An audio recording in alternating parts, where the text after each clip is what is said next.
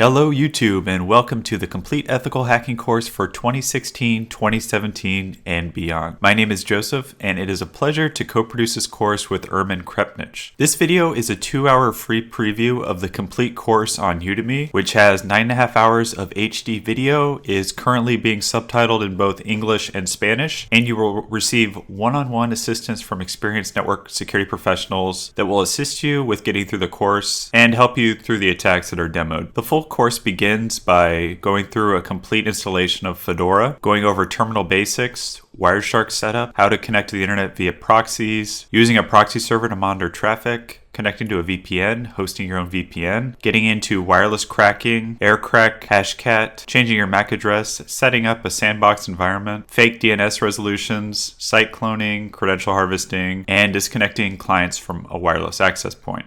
You can take this course for only $25 on Udemy and get 87% off the list price by using coupon code JDYT25. All you do is click redeem a coupon, type in the coupon code, and you'll get discounted access to this course. A link to the course will be included in the description, and I will also post timestamps so you can skip directly to whatever hacking content interests you most. So thank you for taking the time to watch this intro, and without further ado, I'll turn it over to Ermin, who will share what you can expect to receive out of this course. Welcome all. My name is Ermin, and this is an introduction to Ethical Hacking course 2016-2017. Now, before I continue any further, some of you might know me from the previous Ethical Hacking course, and this one will be significantly more advanced as opposed to that one. That being said, the requirements for this one will be also significantly different. But before we continue any further, let me just go over a few things. First of all, my throat is getting dry because this is like the 5th time that I'm attempting this, and certain very rude people keep interfering. But anyway, there are a few considerations to make here. So first one is, what can you expect to learn from this course? Well, you can expect to, I will show you basically how you can compromise systems, monitor the traffic in the air, fight against encryption, what you can do with encrypted traffic, how you can attempt to decrypt it. Some of it you will be able to decrypt. I will show you various methods of positioning like listening posts in the middle and how to take off certain layers of encryption and extract the useful information from the data which is out there in the air. I will show you various methods how to compromise systems in general, like PCs, servers, phones, smartphones that is. And we also might play around a little bit with the GSM network and see some of the vulnerabilities there. That's a 2G network, so you have 2G, 3G, and 4G.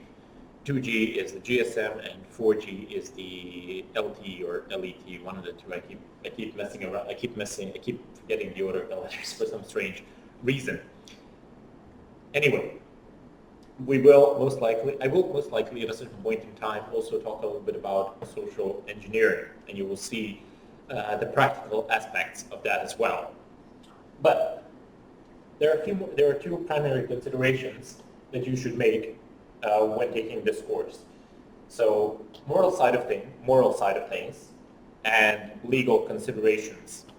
So just because you will be able to do something, and I will teach you how to do some serious damage, with the knowledge that you get, you will be able to do some serious damage, but that doesn't mean that you should, and there really is no need for you to do so. But just think about it. You don't want anybody messing with your stuff, so don't mess with anybody else's stuff. There really is no real or justified reason for you to do it. Legal aspects, legal considerations. In most countries, it is illegal to mess around with systems you don't have permission to mess around, or systems that you yourself do not own. Just to give you a stupid example, it's illegal to mess around with your neighbor's Wi-Fi. It's illegal to connect to it without that person's permission who owns it. So even these small, I would say negligible things are taken into consideration by law. Not to speak of breaking into the servers or taking information from the phones personal information for the phones and other kinds, that's all covered as well. So you can get into a lot of trouble if you misuse the knowledge. I will give you a lot of knowledge here. I will show you how to do various things. Please do not abuse the knowledge. Use the knowledge, do not abuse it. Okay, that being said, let's go over to the other side. Aside from the cute puppy up there that my friend drew, sitting over there and smiling for some strange reason, doesn't want to come on camera, God knows why. You will have software and hardware requirements for this course. So those are the two, well, you have three requirements. One is software, one is hardware, and the third one is your current knowledge, your current amount of knowledge, so to say. Let's begin with the operating systems. So Windows and OS X are completely incompatible for our purpose. On OS X, you lack a large amount of tools and you lack hardware compatibility in the first place. Even though you have a Unix, Linux-like shell, it's really not a system that you want to use for this purpose. Windows as well, Windows is even worse, and you don't have the degree of anonymity while using Windows is not really that good. With Linux, it's open source. You know all the traffic that's coming out and that's going in. You can monitor it. You know exactly what it is. All of it can be decrypted. With Windows, you have, I've noticed a lot of unauthorized communication from my machines, and it's closed source. We don't know what's going on in the background. Don't know the source code. And you might say, well, you know, I know the source code of Linux, but I'm not a developer. I have no idea what it means. It doesn't matter. A lot of other people know what it means. A lot of other people who make it, somebody would say something out there on the forums if there was something funny going on there. I don't know what's going on with Windows under the hood, and I don't know what's going on with OS X under the hood, and therefore I generally don't like using them for anything unless I am practically forced to do so. My primary operating system that I use on my daily basis for productivity work, for pen testing and development is Linux, and it has the largest, and it has practically the best tools for development and for pen testing. It doesn't matter which distribution you are using, you should be able to install pretty much all the tools on all the distributions out there. Anyway, you will need a machine where you will have Linux installed. So you will need Linux as an operating system installed. I will tell you which distro to choose, I will make a suggestion, and I will show you how to install it. Now, to answer your questions in advance, yes, you can have a virtual machine on Windows or OS X. Yes, you can have a bootable USB with persistent storage. And yes, you can have dual boot on Windows and OS X. All these three setups are, first of all, you're going to encounter a lot of problems with dual boot with both Windows and especially OS X. Linux dual booting with OS X and Windows is a huge problem, especially with the UEFI BIOS. Some of you might argue and say, well, it's not. I've succeeded in doing it. Yes, I've succeeded in doing it. It works, but it's a hassle to get it to work, or at least it was a hassle for me. The process is buggy. I can encounter a lot of problems, and a lot of your problems I cannot replicate. I do not know how to solve.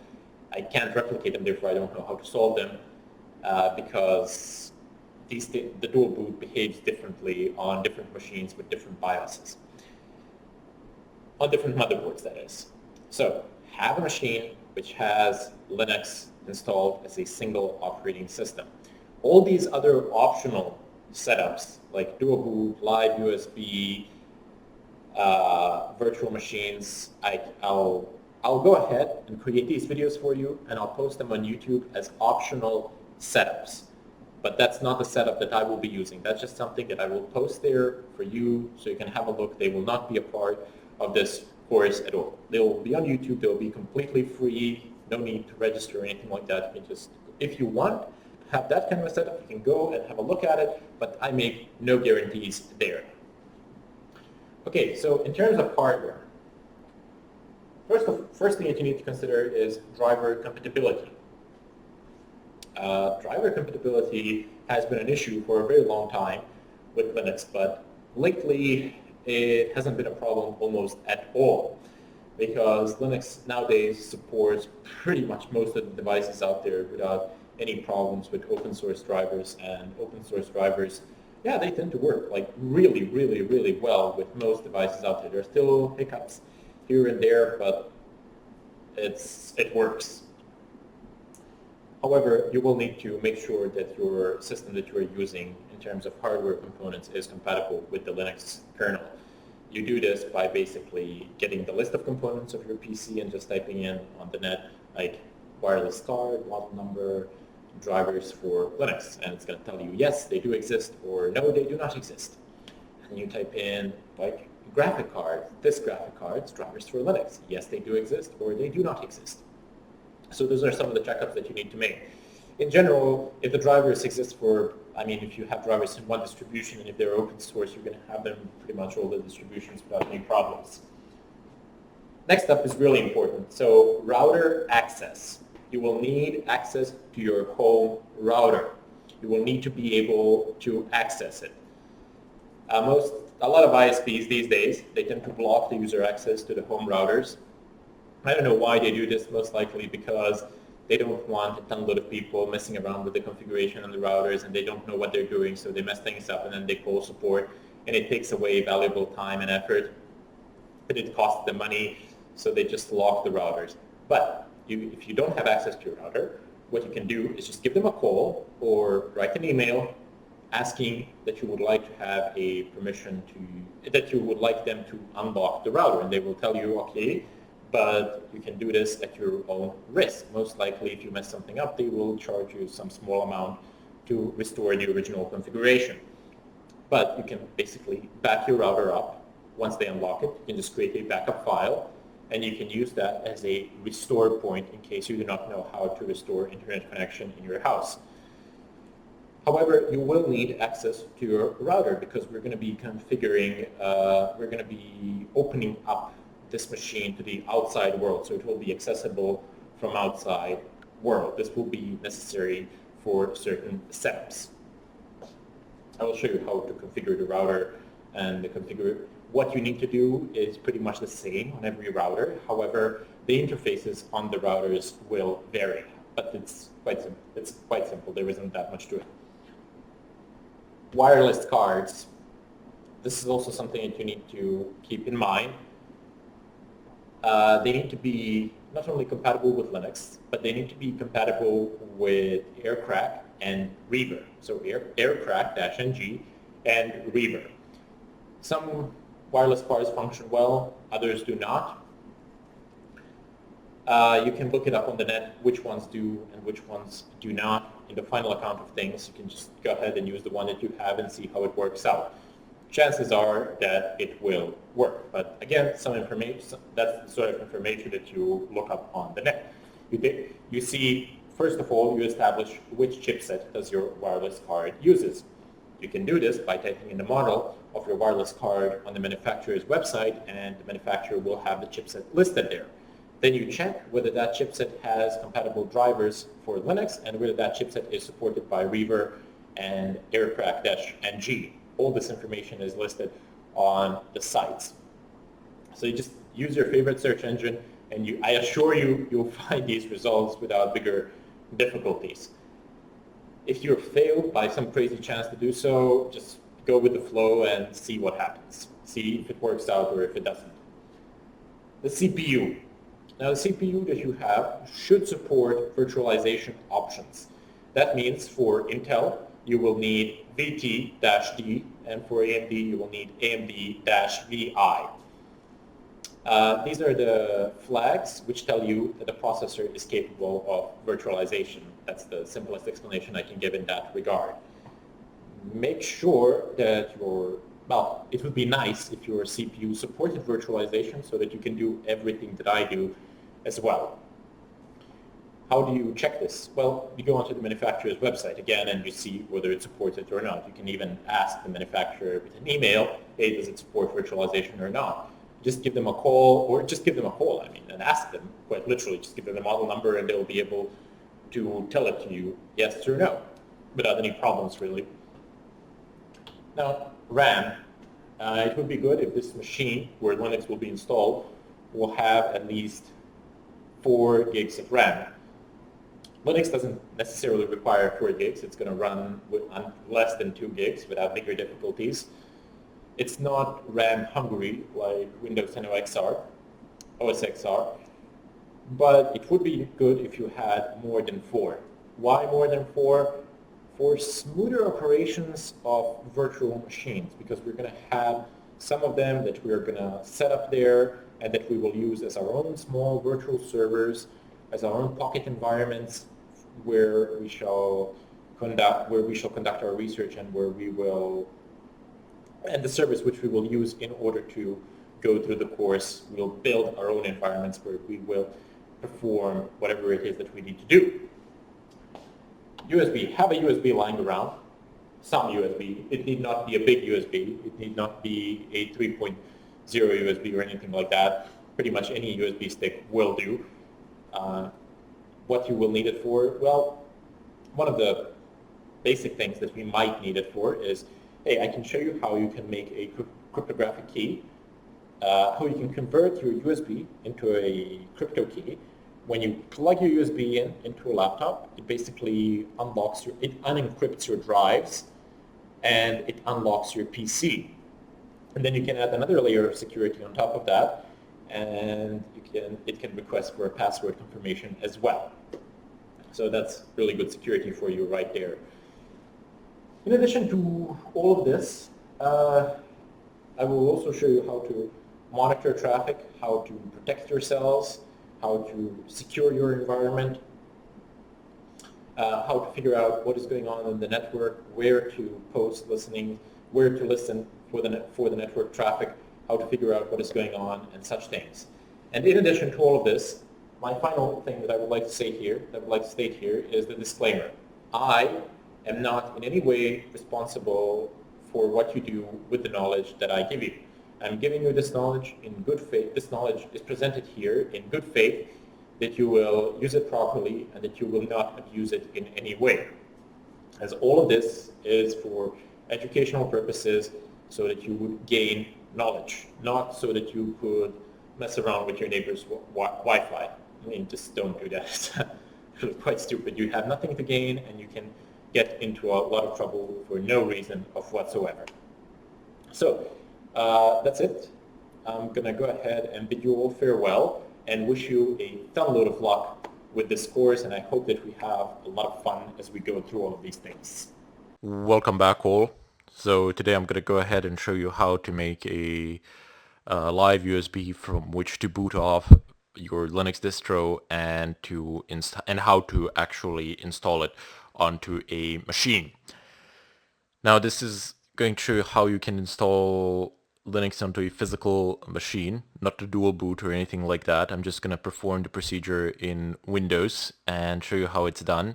So because I'm like guessing that most of you use Windows, so I'm just going to show you how to do it in Windows. In Linux this is very simple, but since I'm guessing that most of you will not start off by using Linux, I'm gonna show you how to do it in Windows. And then I will show you how to actually install Linux from that USB. So the very first thing that we need to do is download Fedora, and I have both of these windows open here, but let me just go ahead and close them and reopen Firefox. The very first thing that you will need is a Linux distribution, so Fedora.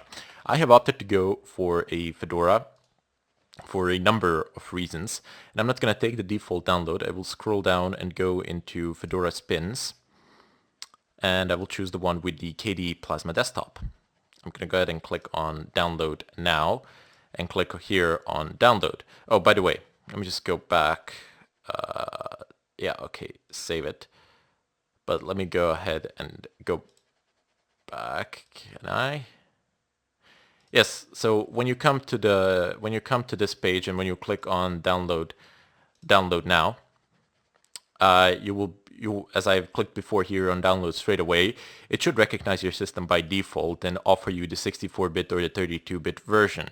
In case you really want to check whether your system is 32-bit or 64-bit, you can go ahead and open up the file manager in Windows, right click on this PC, go into Properties, and it will say here system type 64-bit or 32-bit, either way. But as I said, it's probably going to detect it by default. Now, the file size is 1.2 gigabytes, so it might take a while for it to download. And I'm going to use this time to tell you why I chose this one and why am I downloading the KDE Plasma Desktop. First of all, Linux as an operating system and as a desktop environment come in two separate packages. You have several desktops which you can use for the Linux operating system, and you have God knows how many Linux distributions out there which function with a wide variety of desktop environments. So Linux is not like Windows where you are fixed, where you are pretty much condemned to a single desktop environment and they all look the same to me pretty much. It is said that there are no two same desktop configurations of Linux in the world.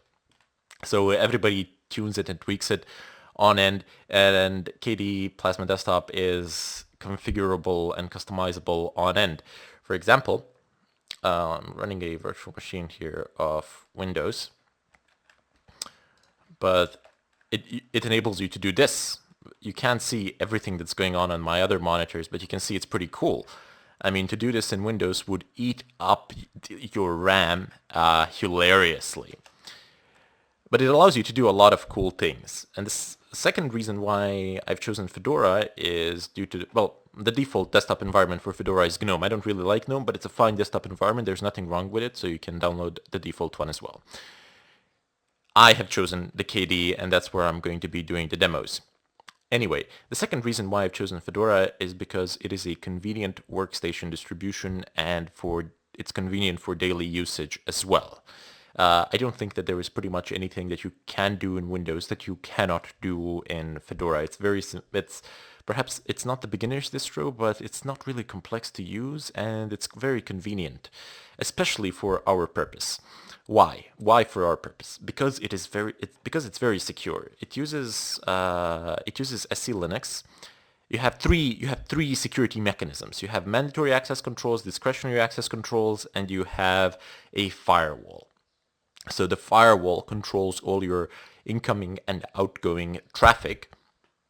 Discretionary access controls are user and group-based access controls, so what's defining what certain users can do. And then on top of all of that, you have SC Linux, which provides for discretionary access controls, which specifically state what processes, what programs can do what, and which files can they access. So if you run a program as a user, that program does not have the same permissions as the user that ran it.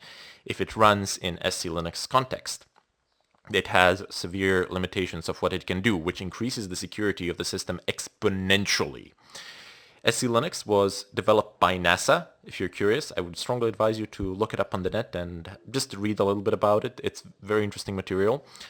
And then it was released and open sourced to the world basically for free, and a Linux community has embraced it and used it ever since, and it's a fantastic way of actually tightening down the security of your system, and it comes configured and installed by default on Fedora, which is awesome. Also, since you're going to have a Linux machine, you need a distro where you can perform your daily work. Fedora is also great for that. Aside from all those things, Fedora is a Red Hat based distro, and it is a Red Hat sponsored project. It contains all the latest technology that Red Hat is testing that they later on intend to implement into the Red Hat distros. The new releases of Fedora are released very fast, and it's pretty easy to update. Like, if you're watching this course and if at a certain point of time like Fedora 24 comes out or 25 or 26, it's fine. Just go and download that particular one. Just download the latest one. It shouldn't be a problem really at all. Fedora, why isn't it a beginner distro? Well, it tends to have certain glitches here and there. Some things don't tend to work out because it's using bleeding edge technology, which is good. Which is also not a bad thing for us, because we need all the latest technology there, which is relatively unstable, but we still need it for the purpose at hand. So sorry for making a bit of a longer talk here, but I wanted to make it clear why I have chosen this distribution and what do you get with it. Also, the distro is completely free to use. Next up, you will need an image writer. So type in raw write with single W. 32, press enter. And the very first one, again, click save file. This download will be very fast. And go ahead and start the exe file. Say yes here and click on install. Finish. There you go. The installation should be very, very fast. Now go ahead and type in raw write. Start it. Excellent. So it says file system image. Okay. Open. Plug your USB in, please. This is the time where you will need to plug your USB in. The USB should be 4 gigs or more. I think 4 gigs should do just fine. Mine is 4 gigs. Here you can see that it's actually plugged in.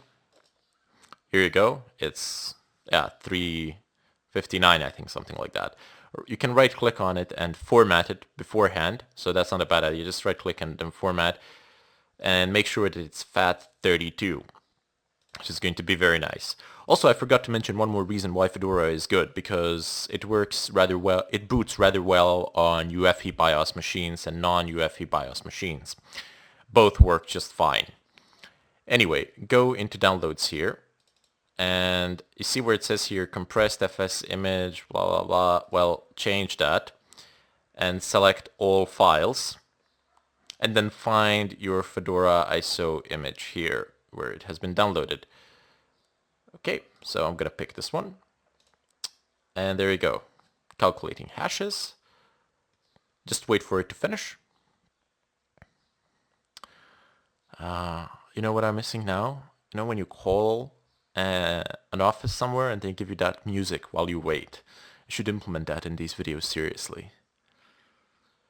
Okay, file system image. It gives us the hash if we want to check it later, but not. Probably should. Make sure that you select the right USB here and click on write to disk. It's going to ask you, are you sure you would like to write the loaded image to drive F, USB, blah, blah, blah. Attention, this will destroy all contents of the disk in that drive. Please be careful here. Select the USB where you don't have any relevant data. In fact, if you're using a USB with data on it, make sure to back up that data, which is a reasonable thing to do. Click yes, and then just wait for the procedure to finish. It's gonna take a while depending on the speed of your PC, but it doesn't matter. I shall cut the tutorial here and come back when it is done. Okay, so welcome back. Now that the process is done, just close the program if it doesn't close in and of itself. Anyway, at this point in time, you have a bootable USB with Linux on it that you can plug in to pretty much any machine out there, and you can perform the installation. I'm gonna go ahead and shut this machine down. You can shut it down or not. Doesn't really matter. The physical machine where you intend to install the Linux, that is the machine where you need to plug your USB in. Now, take that machine that you reserved to install Linux on, plug the USB in, and you will be booting it and setting the boot order and installing Linux on it. I'm gonna do it on a virtual machine here, as my main machine is already Fedora. So, upon the boot of the machine, upon the boot of any machine, you will be prompted with a either to select the boot order or to enter BIOS. Now, on every machine, it is different. On this machine, there's nothing installed, and I'm guessing that the machine that you selected for has nothing installed on it either. But in case you have something installed on it, you need to press F12, F11, F10, or F2, or the delete button to select the boot order. You will see this option briefly before you actually boot into the operating system. So, just press one of those buttons and select the boot order that you would like. Select the state that you would like it to boot from a USB. So afterwards, you will get a prompt exactly like mine. If it says here 2025 or some next version that came out, it doesn't really matter. I was pretty sure that I downloaded 23, but I downloaded 24. It's completely irrelevant whether it's 23, 24, or the 25 which is to come. It doesn't matter. Just select, just when you download it, as I said before, just download the latest version and that's it. So here I'm going to go ahead and show you how you can install Fedora Linux onto your machine as your main and single operating system. So select the first option, press enter, and then wait. Fedora will boot and install just fine on a UEFI BIOS-based machine, just as it will on a legacy-based machine. So going through this, okay, just wait for it to be done. It's doing its own thing in the back. And black screen for a while. Depending on the speed of your machine and, well, just on the speed of your hard drive, this process might take a little bit longer, a little bit shorter, or be a little bit shorter.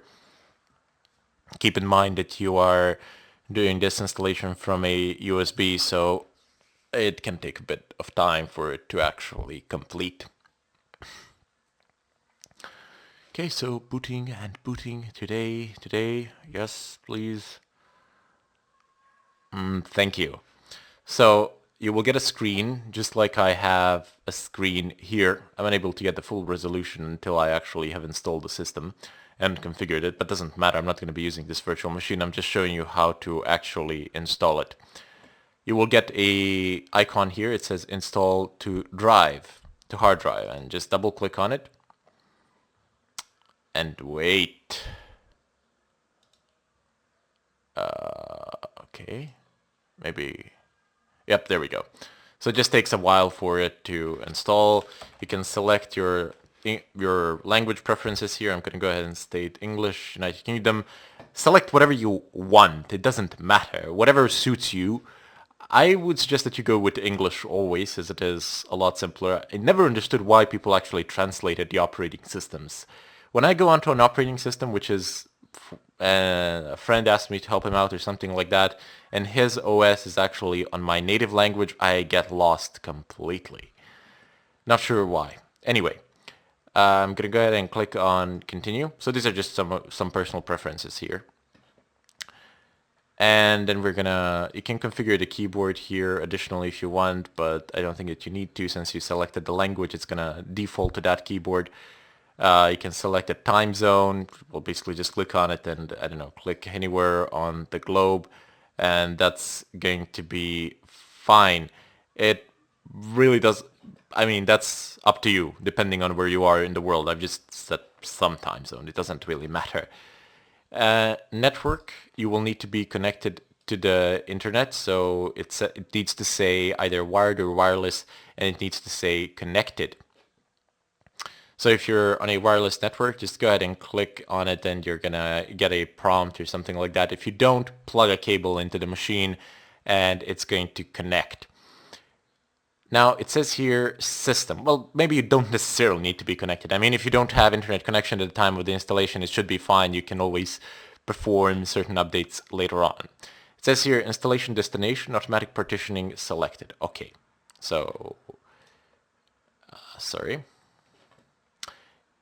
You just click on it, open it up. You will get a series of disks here that you have available. I have this one available, and when I click on it, there's this sign here, and you select it, and you can, I mean, there's no reason why you cannot just click on automatically configure partitioning and encrypt data. But if you have already an operating system installed here, you can just click on encrypt data if you want to encrypt it. I usually do, but if you lose your encryption passphrase or if you forget it, you will never again be able to recover that data. Just forget about it. So you can either opt to encrypt it or not to encrypt it. I would personally advise you not to encrypt it for these learning stages, as there is no need while you're learning to have all your drives fully encrypted. So you are just making it possible for you to mess things up. Later on, you can always reinstall the system or re-encrypt the drives while the system is actually installed if you want. But as I said, there's no need for it to do now at this point in time.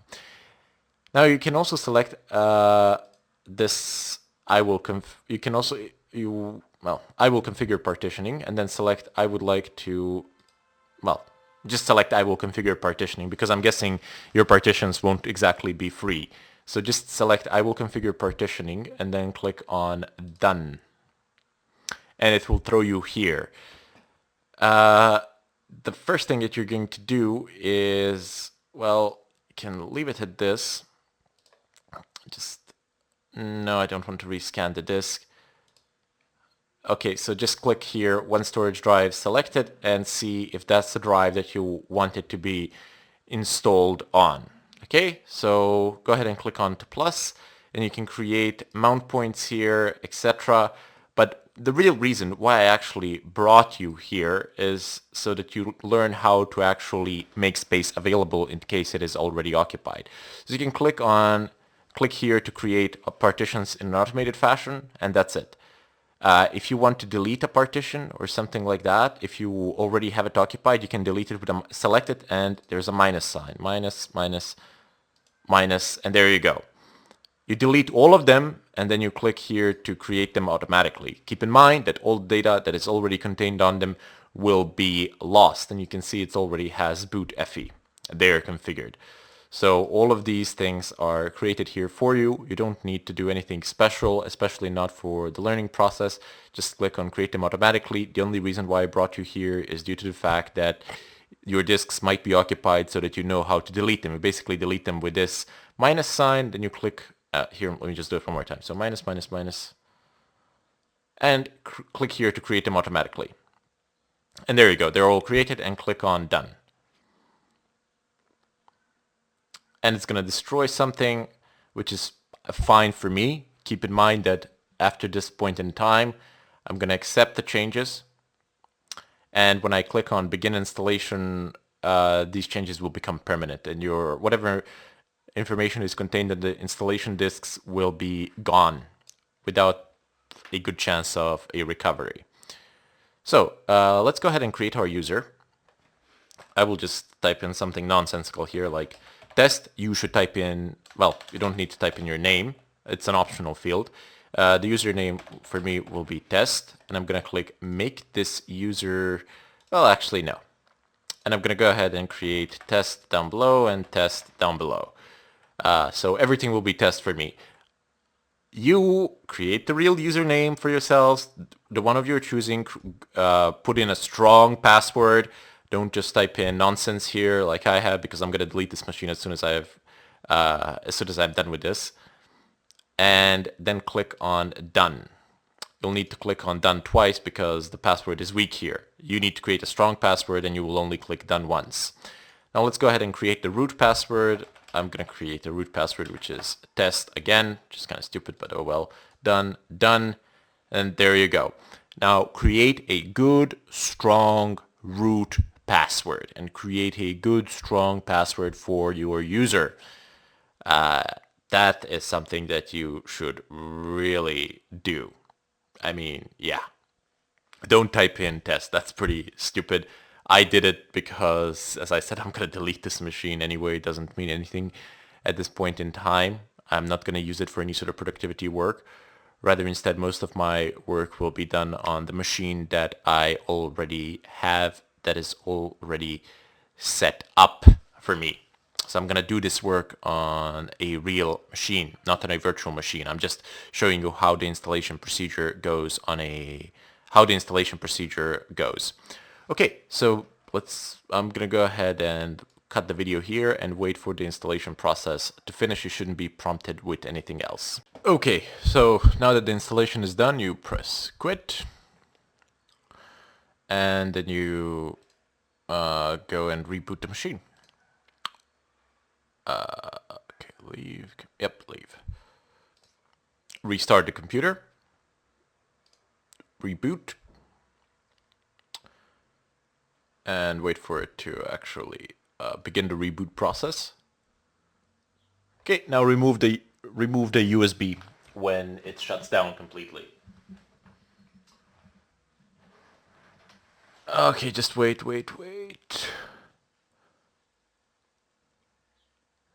A job is running for session 1 of user live user. 1 minute and 30 seconds. Okay, well, gotta wait. No big deal. We're probably gonna encounter something similar like this, so just wait for it. If it doesn't work out, you can always force shut down the machine. It doesn't really do any harm. The installation procedure is done anyway. And it's gonna finish today. Okay, let me see if I can... Nope. Can't grab it that way. Was kind of hoping for it.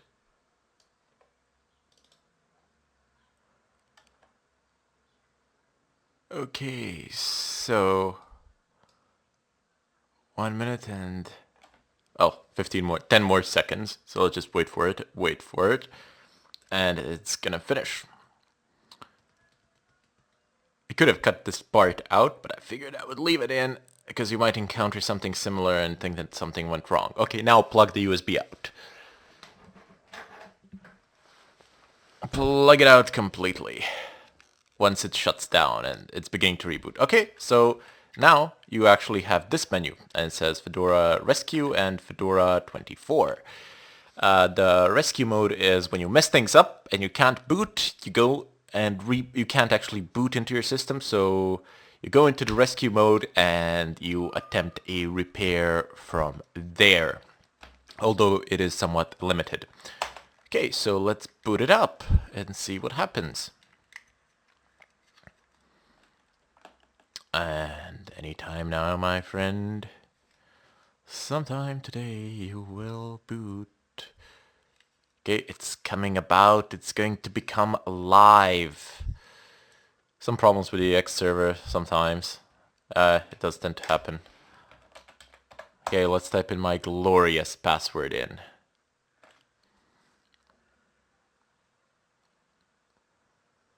And booting. Okay, this will be one of the last tutorials that I'll do on this machine. Then I'll switch to the other machine which has the same operating system installed, where I can actually do things as it is a physical machine. I can do things that I want to do. Okay, so today you shall boot. And there we go. It's fully installed, it's fully functional, and all is fine and dandy and well. So you can check the network connectivity here, sounds here, this menu button you can click and then go into system settings. We'll find a lot of interesting things here. I'll show them to you later on. But yeah, the machine is actually booted and functional. Now the installation has been completed. Have the web browser, Firefox, which we will need to configure to an extent. But I'll show you how to configure it and what to do there. Doesn't really matter now. You will also get the device notification updates here. You can see here notifications, clipboard, battery if you're in a laptop, device notifier. A lot of things are included by default in the KDE desktop running on Fedora 24, and a lot of things you already have in Fedora, which is fantastic. So we can just leave it at this. The next tutorial that you see will be on my physical machine, from which I will conduct the rest of this tutorial, the rest of this course. The only note, maybe the primary difference that you will notice is that the background is different. So that's not really a difficult thing to do. You right click and go folder view settings, and background color, wallpaper type, image, I don't know, you can select whatever you want. You can open something from the file system that you've downloaded from the net, etc. So I will debrief you on how everything works here. But more importantly, I will show you how to configure your browser, how to block the JavaScript, external JavaScript. You need to prevent it from remembering history and clean cookies on exit. Perhaps block ads if you wanted. And then after that, we'll get into the firewall and traffic analysis, how you can monitor incoming and outgoing traffic, which is very important for you. And we'll take it on from there. So, bid you farewell. This was the installation of Fedora 24 demonstrated. Yes, I know I have 362 new updates. I'll show you how to update the system and how to configure it in the follow-up tutorials. You might think this is a little bit boring and unnecessary, but believe me, you want to go into this with a prepared and a secure system with an ability to analyze your own system and be familiar with it so that you can know what is going on with it. Bid you farewell. Okay, so let's go ahead and connect to a VPN. So how is VPN different from a proxy? Well, for one thing, VPN has heavy encryption it's a point-to-point encryption between the VPN provider and you as a client. Now, I'm just going to go ahead and I would advise using OpenVPN as opposed to the PPTP VPN. OpenVPN is generally better integrated with Linux systems. It goes, I do believe, under the GNU public license. So I'm going to go ahead and find some free VPNs on the net, and I'm going to go ahead and use them, and then I'll show you what actually happens. The primary difference is that between me and the VPN provider, so between 2 points, all traffic is encrypted. So whoever snoops between those 2 points cannot actually decrypt what is going on without having the ARSA keys that are needed. So VPN is generally the best or the second best way to anonymize yourself on the net. And I'm going to go ahead and use a free one, but there are a ton of paid ones which are just amazing, which have fantastic speeds, stability, etc. Now, whether they keep logs or not, I don't know. I mean, you can take a look at their policies, etc. You can ask them, like, pose a straight up question or something like that. But there really is no guarantee because you have no way of knowing what the person on the other end is doing. So let's go ahead and type in DNF search open VPN. You can do this through the network manager in the GUI, but I don't really care much for that. I generally prefer to do things through the terminal. So what you need is a OpenVPN. Here, this is a client, so DNF install OpenVPN. I don't need the x86-64. That's gonna be placed there by default. You just need to type in actually OpenVPN. And now I'm gonna go ahead and open myself a browser. And I'm gonna go over to OpenVPN free. Just see if I can find some free VPNs. And there's this service, the VPN book. Now I am going to use them. I'm going to use these free VPNs to actually do a demo. But there is no guarantee on my end that these servers are actually anonymous and that they don't actually keep any logs or anything like that. So keep that in mind. I'm just using this as a demo because I don't particularly care at this point in time whether they keep the logs or not because I'm doing a demo. You should care, and I make no guarantees for this service, just so you know. Maybe they do, maybe they don't. I really don't know. All that I'm saying is that you need to run the reputation checks for yourself. So there's the PPTP and OpenVPN. Now, you have the username and password here, and then you have the configuration files here. Now you can download any one of these really. I'm gonna go ahead and download the last one for Germany. That seems to be the closest to my location. I'm just gonna go ahead and save this. Okay, save file.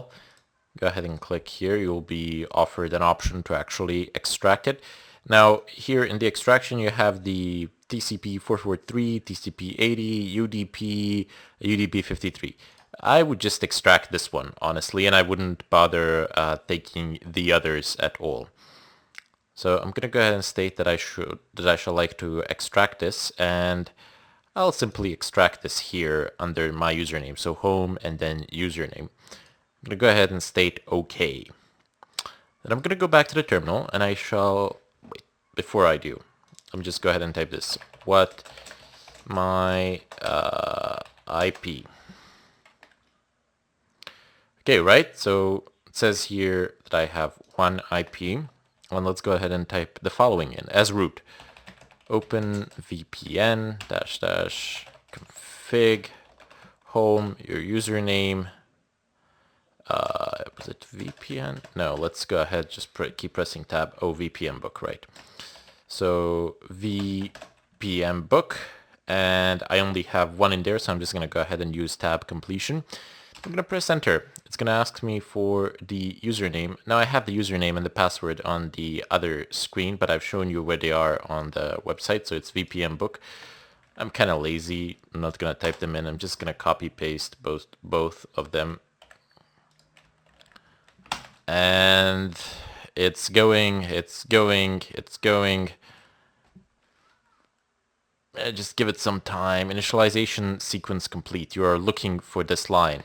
Now just press Ctrl R in your browser to refresh the site. What is my IP? And well, I should actually shut the browser off, but I mean, yeah, you should actually close the browser and close any programs that you have which have open connections, and then reopen them after you have initialized the VPN. But for the sake of the demo, I just want to show you how the IP address changes here. So it says your IP address is 178.162.193.233 in Germany. I can tell you for sure that I'm not actually in Germany. Great place, but I'm not there at the moment. Especially during the Oktoberfest. Oh my god.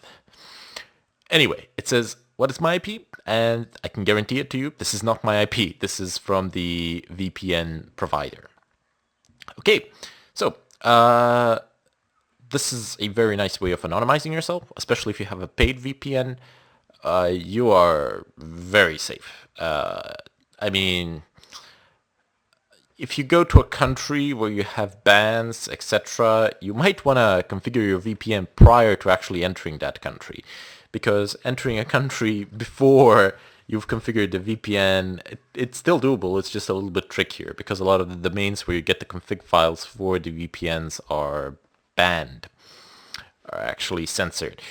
But in any case, this is how you would change it. The encryption between me and this point in Germany exists, and anything in between cannot actually see what I'm doing. So your ISP provider does not know what it is that you are doing on the net. The person that does know what you are doing on the net is the owner of this VPN server.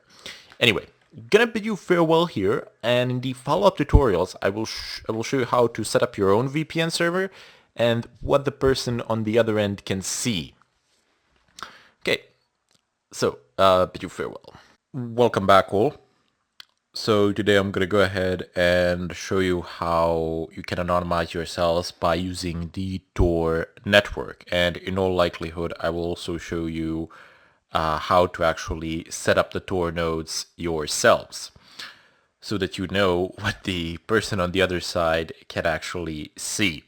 But it's not quite as simple with the Tor as it is with proxies. First of all, because you are never going through a single hop in the Tor network like you are doing so with a proxy. Well, with a proxy you can choose whether you wish a single hop or whether you wish multiple hops to occur or whatever. But if you are attempting to basically access the internet through Tor, some website, I don't know, let's say YouTube, you will go to an entry node, to entry guard, and then you will go through the middle somewhere, and then you will go through the exit node. So at bare minimum, you will always go through 3 nodes, which each node will be able to only decrypt a portion of the traffic, with the exit node decrypting the last portion and actually going somewhere. So in the Tor network, the entry point actually sees who is using it, and the exit point sees where the traffic is going. But at the end, the exit node does not know who is making the request, and the entry node does not know what the content of the request actually is. It just knows who is making it. Anyway, let's go ahead and set this up. So what I'm going to show you now is how to use a Tor browser, not how to use a Tor as a service. Tor as a service, I do believe that in all likelihood I'll show that in some later on. So just type in dnf install Tor browser. Is it spelled that way? No. How about this? No. Okay, no big deal. DNF search Tor grep-i browser. And it's Tor browser launcher, okay. Let's just go ahead and copy that. DNF install. And it's already installed, so there is nothing to do. Now, a keynote here. Do not run the Tor browser as root. In fact, you shouldn't run any browser as root. That's universally a stupid thing to do. And you really shouldn't run it as root. I mean, you can run it for some testing purposes or whatever, but generally, as a 99% of the time, that is an extremely bad idea. I've actually seen on the net a lot of tutorials with Kali Linux, and a lot of people seem to be running Tor as root and are showing other people to run, instructing other people to run Tor and any other browser as root, not actually explaining the consequences of doing so. If your browser, by any chance, gets exploited by anything, that certain exploit will have root privileges on your system, which will be hilarious. So yeah, just kind of don't do it. And down below, it's a normal user, so Tor browser, like this. No, Tor browser launcher. You're killing me here. Okay, so ls bin grep-i Tor. It's Tor browser launcher. How am I misspelling this? Tor browser launcher. There we go.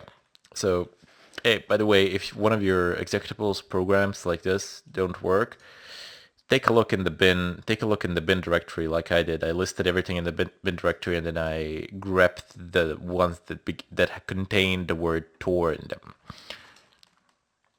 Okay, let's go ahead and launch the Tor browser. It says here connecting to the Tor network, and it's establishing the series of nodes, and it opens up and pops like this. If you use full screen, it's going to give you a warning that the devices these sites could actually determine the monitor size, which in turn can be used to track you, etc. But that's not that big of a deal, just saying. You have no script here enabled, so that's going to block some of the JavaScript depending on how it is configured. Now, what can you do with a Tor browser? Well, let me go ahead and show you. I'm going to go ahead and display in parallel. Well, for one thing, you can browse the .onion domains, which you cannot actually access from the regular net. No way you can do that. So let me go ahead and type in here, what is my IP? And let me go ahead and type in down below, what is my IP? Okay, no, I don't want to open up a site. Doesn't really matter. So here it says like some IP that belongs to me. And the other one is God knows where. So I wonder what anonymous proxy, where did I actually exit? Which exit node did I use? It would seem that I have, that the site seems to be broken. Okay. Warning to you, a lot of sites, some of the sites won't actually work properly with the Tor browser, so keep that in mind. Okay, so I gotta disable a lot of things in order to be able to load this, but well, not a lot of things, just a few things, I guess. But come on, I almost had it. Okay, there we go. So your IP address is something here, and the host name is apparently this, so that's the host name of the Tor exit node, I guess. Organization is that, browser is recognized. There we go. So I'm exiting somewhere in Garden City in United States in the state of New York. I can assure you that at the moment I am not there. I'm very far from it. I'm across the Atlantic in Europe. So my IP address has completely changed, which is convenient. And by the way, during the time that you are browsing the net, this IP address can actually change. Oh my god, it just has. Anyway, the IP address can change. It can go back and forth. You can have one, and then you can have another, and then you can go back to that one. And it is very likely that it will actually change because there are multiple exit nodes. And you will be using multiple exit nodes because, well, you won't be using them simultaneously, but you will be jumping from one to the other, and depending on the load, there are load balancers in place, so depending on the load and the nodes, you will be going back and forth between the nodes. So your IP address will be in a constant state of flux, which attributes a great deal to your anonymity. Now, before I used to show people you just press Control B to get the bookmarks, but I've actually, it actually comes bookmarked here. Okay, so the hidden wiki website URL, it's something like this, blah, blah, blah, blah, .onion. These domains, they will have random strings, and they are completely random strings, and it says .onion. I wonder what would actually happen if I was to generate a ton of these random strings and just try to open each and every one of them just to see and explore. And actually that would be a good project. Maybe I will do it, but it doesn't matter. In the hidden wiki you have a certain set of websites which are published here, which are on the hidden net. And you have all sorts of things. I would advise you never to buy anything here, never to post any sort of personal information on any of these sites. Just a friendly advice. But you can. What I like the most about the hidden wiki are the links to certain forums, and you get some really nice forums here that you can get a lot of answers from. Technical things that some of them which are not published on the net or on the regular net, or some of the answers which you won't actually get on the regular net because people won't tell you, etc. You also have a lot of bad things like the drug market and stuff like that, but that's completely irrelevant and besides the point. Anyway, I advise you never to actually run your credit card here. Definitely don't use your credit card here, for God's sakes. That's such a bad idea. And I would advise you not to actually register any sort of personal information. But I generally use Tor to actually, when you want to be hidden or when you want to bypass certain regulations of the country, you would be able to use it and then go out onto the net, but also visit the hidden, the .onion domains which you cannot access on a regular basis. But it all comes down to trust, whether you trust the people running the Tor nodes. Anyway, I'm going to go ahead and bid you farewell here and hope to see you in the follow-up or the next tutorial, whatever that might be. Okay, so welcome back, everybody. Today I'm going to go ahead and show you how you can set up your own proxy in the cloud somewhere and how you can configure it to allow other people to use it as a free proxy, and how you yourselves can actually connect to it and use it as a free proxy as well. And then you will see what sort of information will be obtainable, what the other person controlling the proxy will be able to see, and what sort of information will you be able to see. So for this purpose, I'm gonna go ahead and use DigitalOcean. I've been using them for a while for a lot of other stuff anyway, so I might as well use them for this as well. Anyway, oops, my keyboard.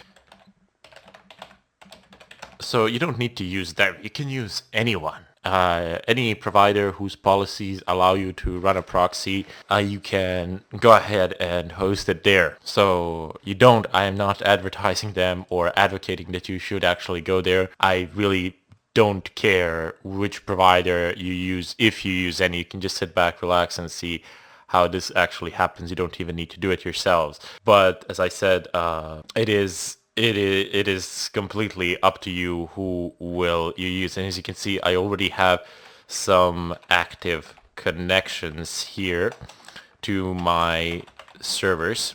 So you will need to register on the site and all that if you want, but you will need to register on any site. So as I said, use anyone that you want. I really do not care. It doesn't matter. It's pretty cheap hosting anyway. Okay, logging in. So yeah, first I have a lot of things blocking here, and so will you. That's why the site might be a failure to load or something like that, but it should be fine in general. Should load eventually. At the moment I have 3 servers that are running and that are operational here. Oh man, come on. Okay, so this part where it says blah blah loading, it shouldn't actually be lasting this long. I do not understand what is the matter with this thing. Is it seriously the ad blocker? Disable everywhere. Let's just go ahead and reload the site. Amazing! It's the ad blocker. That's preventing the site from actually loading properly. Anyway, so I do have 3 instances here, and I'm gonna go ahead and delete them because I've only created them for the purposes of this tutorial anyway.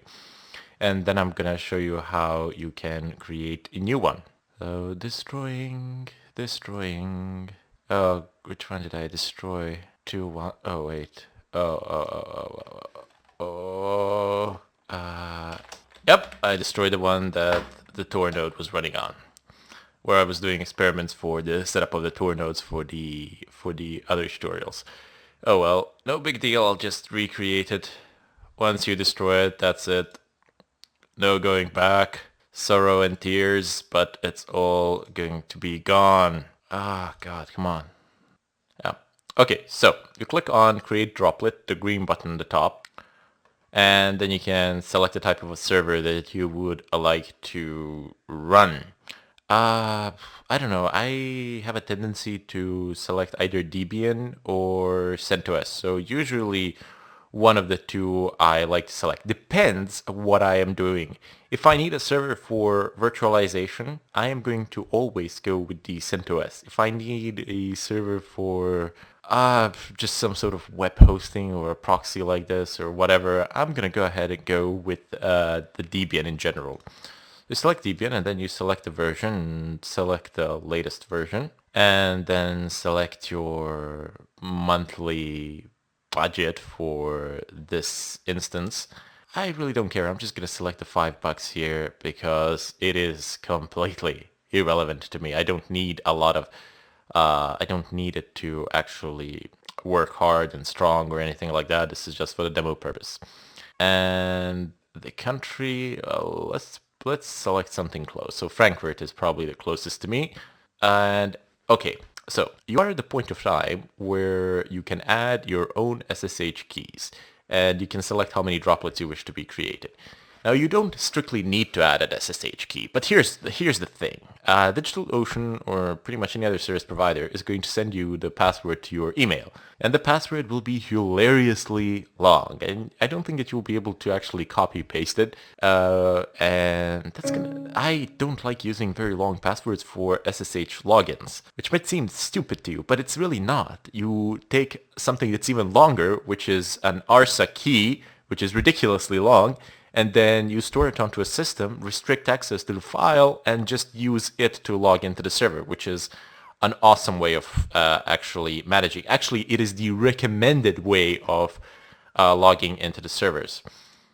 So what I am going to do here, okay, these terminals are completely dead. I'm just going to go ahead and close the windows, and I'm going to go ahead and show you how you can generate your own ARSA keys, so public and private keys, so that you are able to log into these servers in a secure fashion. So if you want to use a different machine to log into these servers, you're going to need to actually copy these keys onto that machine.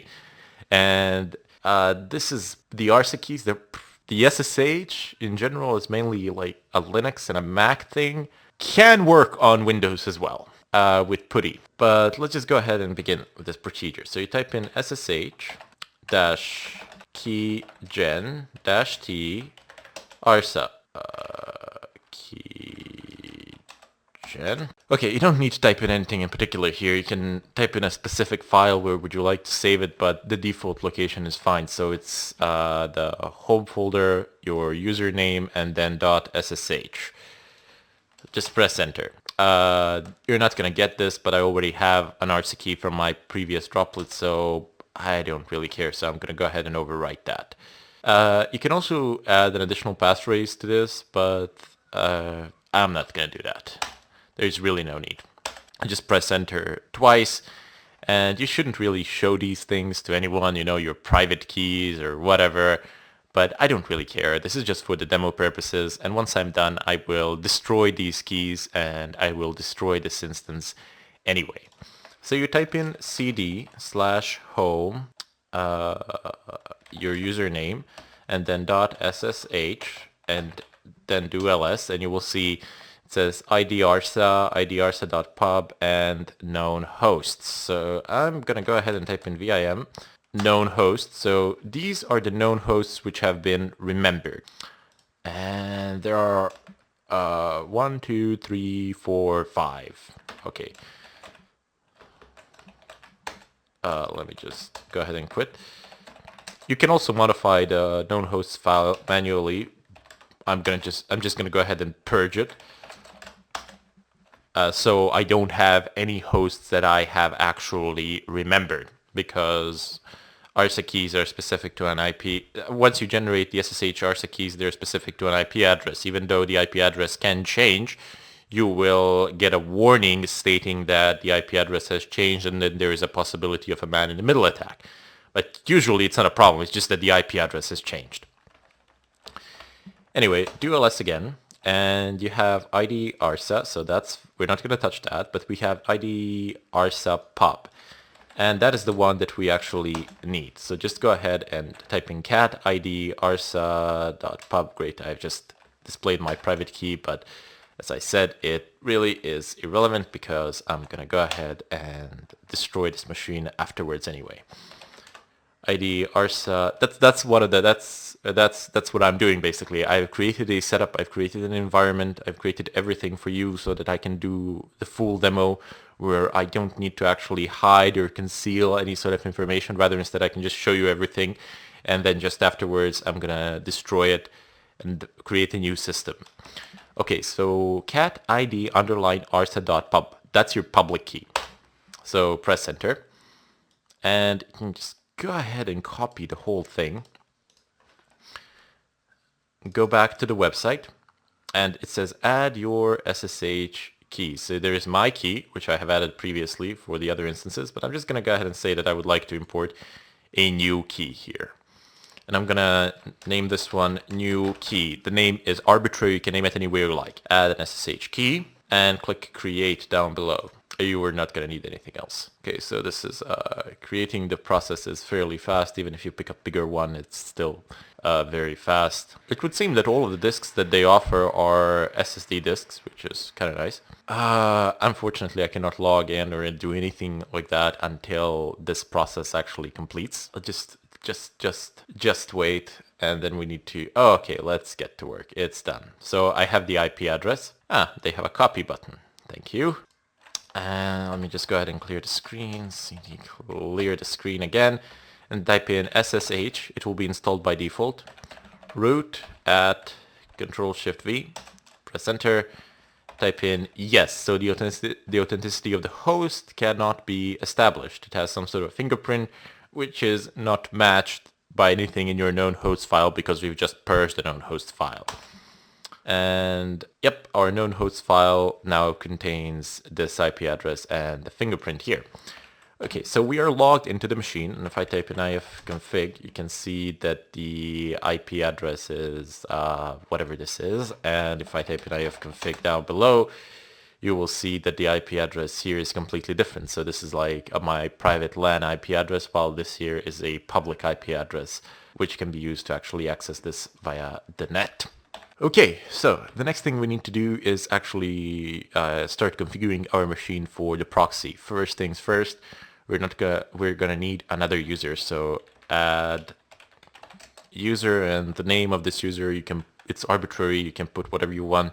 I'm gonna go ahead and name my user proxy. No, I'm gonna name my user sheep. So this username will be sheep. Should I add something? Nah, you can only use lowercase letters if I'm not mistaken. Enter a new Unix password for the user sheep, so just enter it even though it won't be displayed on the screen. Okay, so enter the new value for the user, full name, don't care, room number, don't care, work phone, don't care, don't care, don't care. Is this information correct? Yes, it absolutely is. Thank you. So these are only options that you can fill for the user. They're not mandatory things. I mean, if you just press enter onto an empty field, it's going to be fine. So if I type in su sheep, I shall become a sheep. If I type in su, oh God, don't do this to me.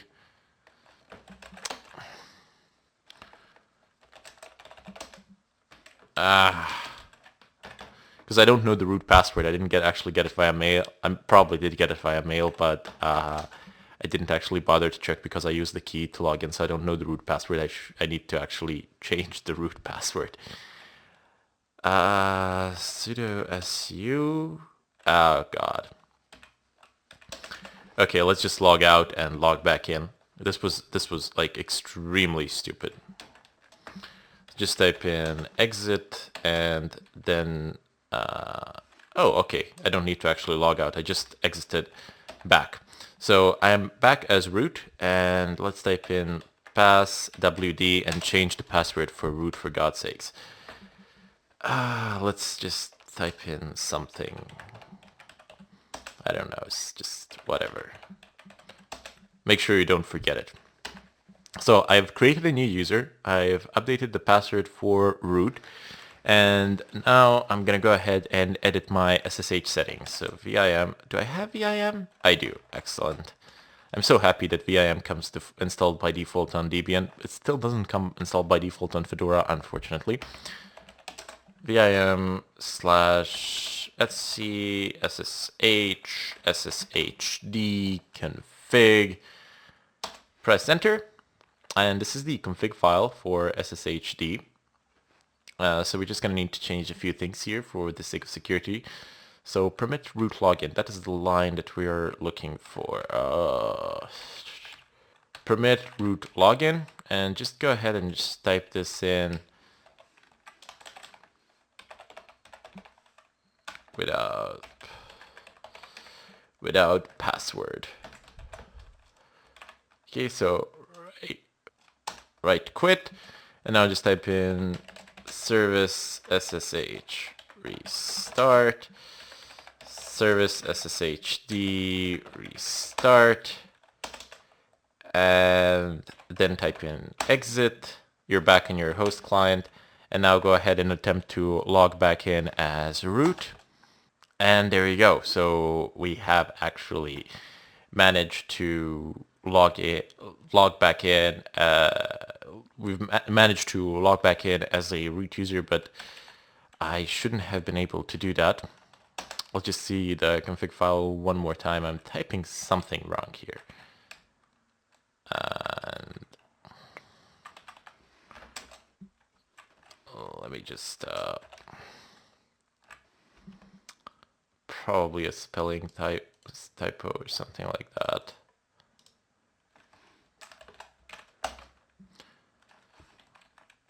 Need to reload the service again.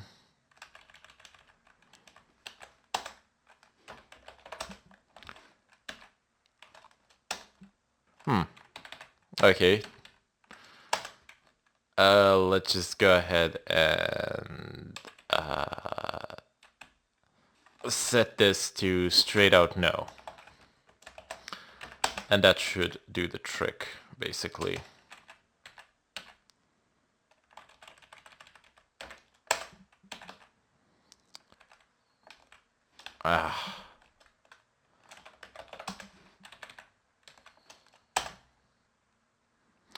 And there we go. It actually now requests for the root password. It doesn't go over the keys. So if I type in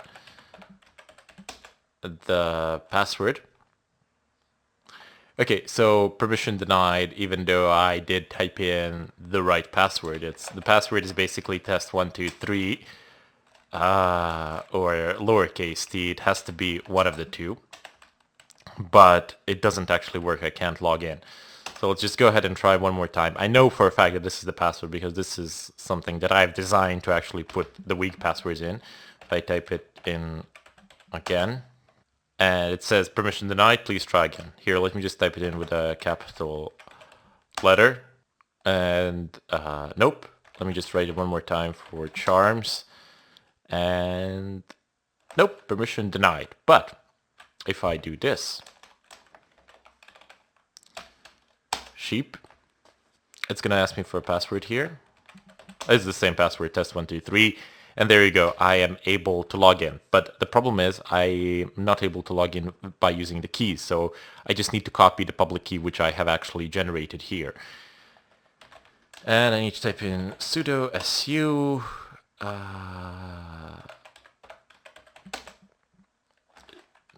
just su.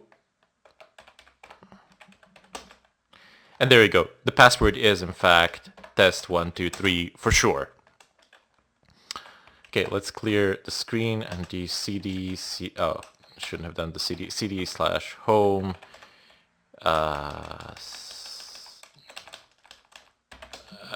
cd/root ls-a cd.ssh ls authorized keys, so cp authorized keys to /home/sheep.ss. Oh, I need to create the file first, sorry. mkdir/home/sheep.ssh. And now I'm going to go ahead and cp authorized host to /home/sheep.ssh. And now I'm going to go into /home/sheep, and I will type in own sheep:/sheep.ssh, and I will give the recursive here because I wish to change the ownership of this.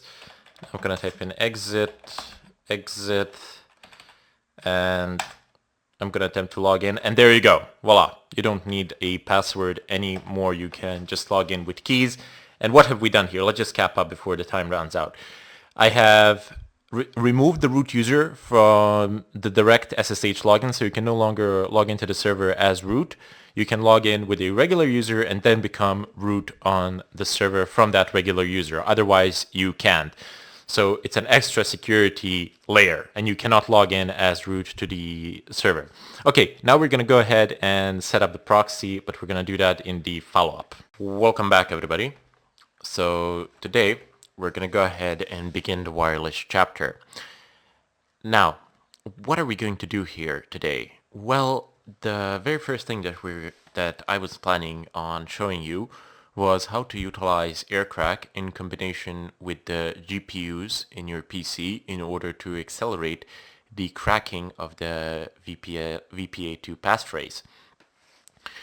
You can use the CPU, which is considerably slower by orders of magnitude than the GPU for this purpose. So we're gonna go ahead and perform a capture. So we'll capture a handshake between a device and an access point. An access point is your wireless router, and a device can be pretty much anything that can authenticate to the wireless access point. It can be a phone, a laptop. These days it can even be a refrigerator, for crying out loud, but oh well.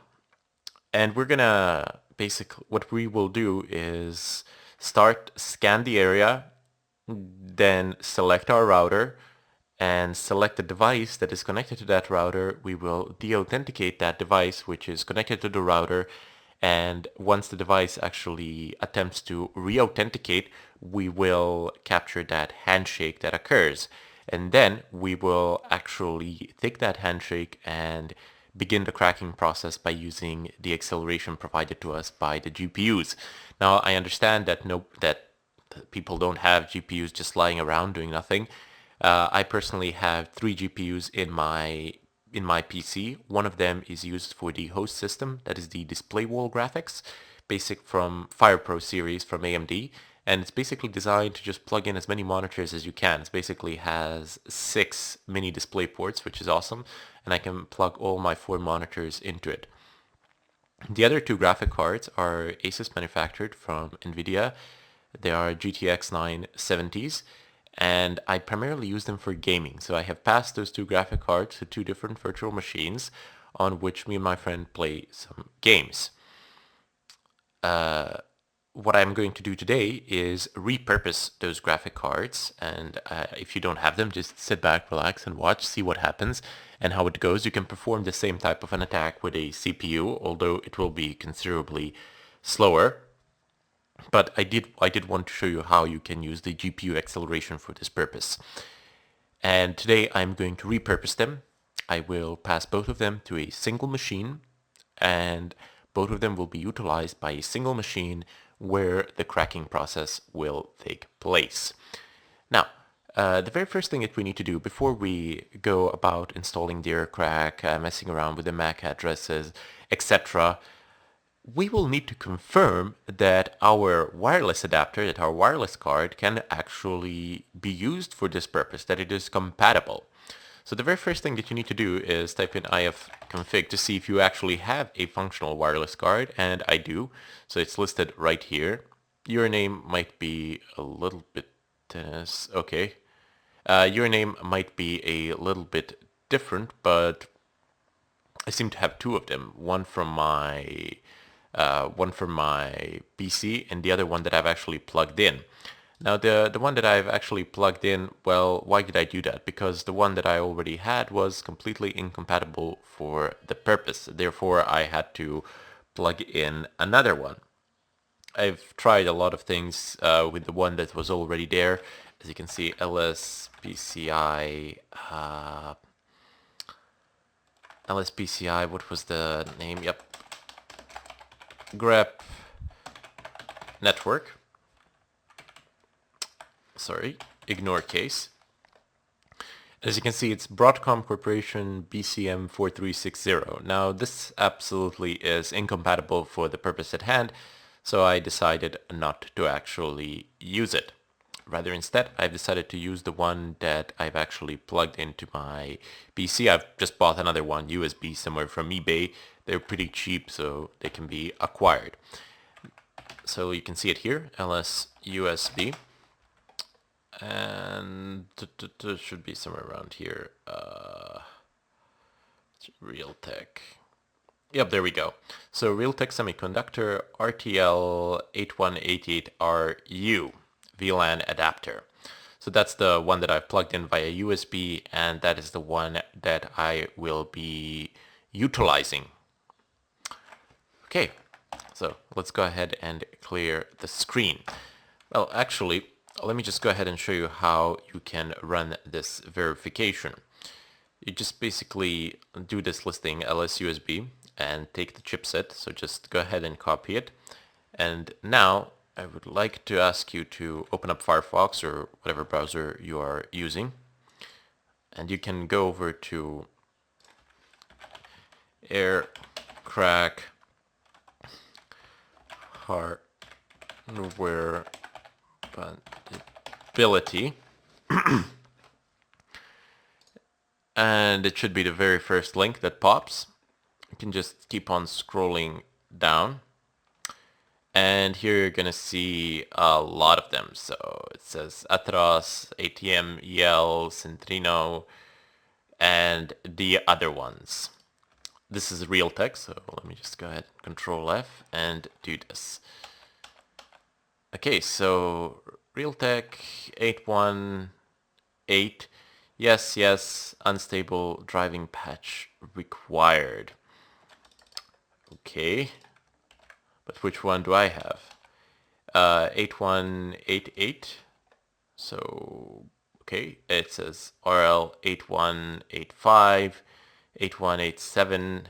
I know that it's supported even though I can't find the listing here. I know that it's supported because I have tried it before plenty of times. But even if your card is not actually listed here, it's fine because, I mean, it's not fine. It might work and it might not work. So keep that in mind. There should be able to find additional information on this site, but it's not the definitive list of what works and what doesn't work.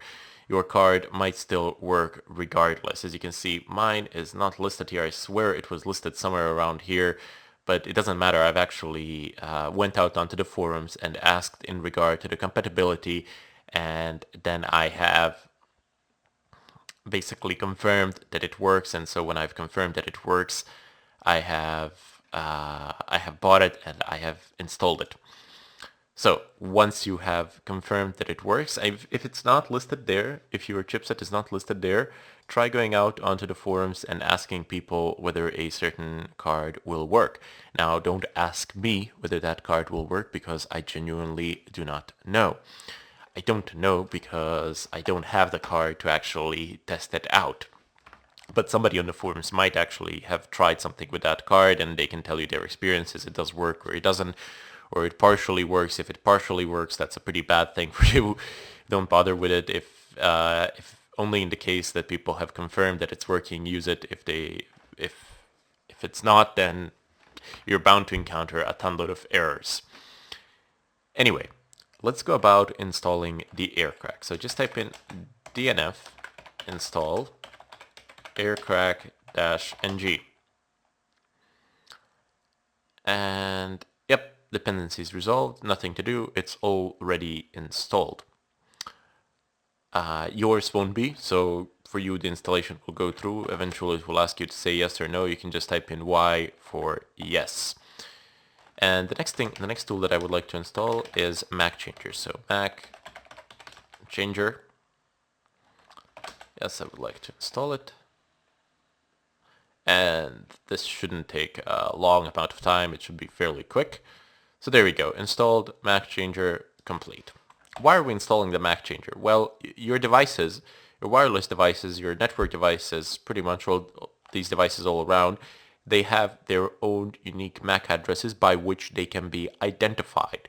So you definitely, generally you would want to change your MAC address so that the trace wouldn't lead back to you in general.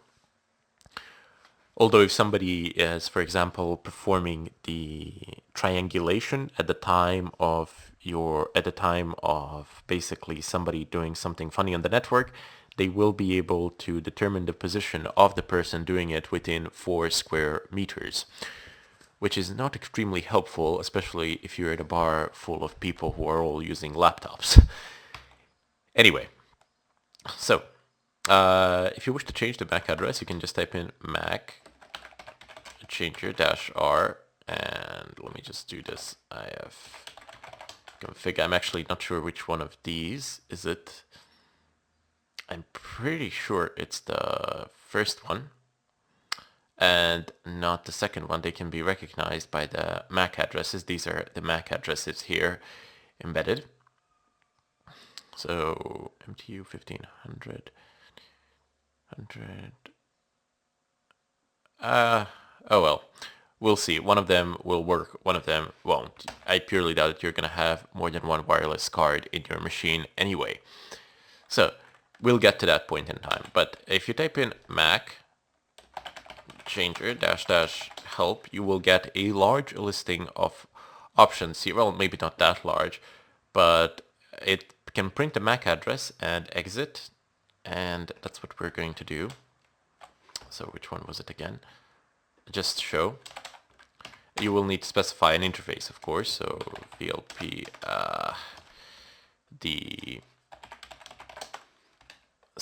VLP 14S0U, V14S0U2. And there you go. It actually gives the current MAC address, which is the one that is displayed, and the permanent MAC address, which is the one placed there from the hardware manufacturer, and this is the one that I actually need. As you can see, it actually is able to identify the manufacturer and the type of the device by the MAC address. So this one, it says Alpha.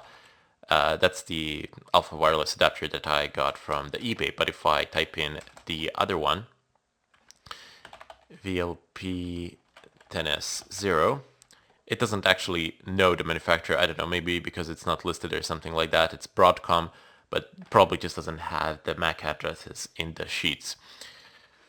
Okay, so we are going to use the -r, which is the random flag, and could not change the MAC address interface up or insufficient permissions, device or resource busy. Well, that's perfectly fine. We can just type in ifconfig. I'm just going to use this one, the depreciated command, VLP 10S0, because I really don't feel like learning the new one and I don't like the formatting. I did want to, I mean, I know how to use it, but the IP, and it does give advantages over ifconfig, but for you, I figured that the best output format would be given with ifconfig so that you could see things a little bit clearer on the screen. So 14S0U2. This is the one that I wish to change, not the upper one. Okay, I need to use it with the Mac changer, sorry. Mac changer -r, and it cannot change it because the interface is up. So let's go ahead and type in ifconfig VLP 14 S0U2 down. Okay, so let's go ahead and enact this change, and there you go. It says permanent MAC is blah blah blah, and the new MAC is this one. So you have successfully changed it. If I type in ifconfig up, and I can just type in the listing for this address, and as you can see, the MAC address has effectively been changed and altered here. So that is the very first step that we are going to do here, aside from the installation. Now the next thing that we need to do is just type in airmon-ng and press enter. This is going to give you the name of your wireless card. So here it says Broadcom. I don't need that one, that's the first one. I'll actually disable it in BIOS because it's completely useless. And I have this one, which I would like to use. So you get, this is the name of the device. So we're going to be using that one.